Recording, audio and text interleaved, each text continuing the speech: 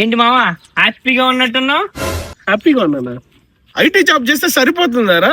వచ్చే శాలరీ చేతిలో నిలబడాలి కదరా. శాలరీ రాగానే మెసేజ్ మీద మెసేజ్లు, లోన్లు కట్టు, ఈఎంఐలు కట్టు అని. సరే అని ఈఎంఐ కట్టి ఇంటి రెంట్ కట్టి మిగిలిన 2,000తో ఈ నెల ప్రశాంతంగా బతుకుతాం అనుకుని బండి బయటకు తీస్తే అది స్టార్ట్ అవ్వలేదు.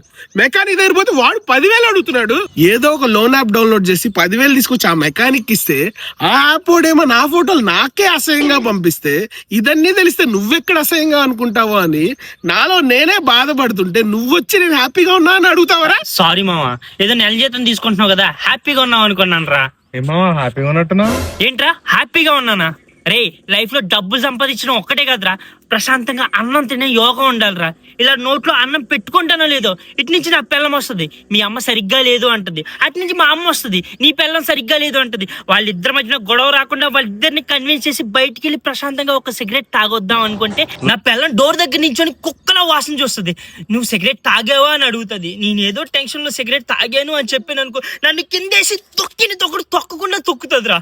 ఆ నొప్పులన్నీ భరించి బయటకు వచ్చి ప్రశాంతంగా ఒక సిగరెట్ తాగుదాం అనుకుంటే నీలాంటి వాడికి ఇవన్నీ ఎక్కడ తెలిసిపోతే అసహ్యంగా అనుకుంటాడని చెప్పేసి లోపల కుమిలి ఏడుస్తున్నాను రా నేను.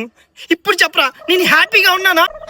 సారీ రా వంశీ, పెళ్ళైంది కదా హ్యాపీగా ఉన్నావు అనుకున్నారా? పోనీరా వంశీ, వదిలేసే. వాడనే హ్యాపీగా ఉండి. ఏంటి హ్యాపీగా ఉన్నానా?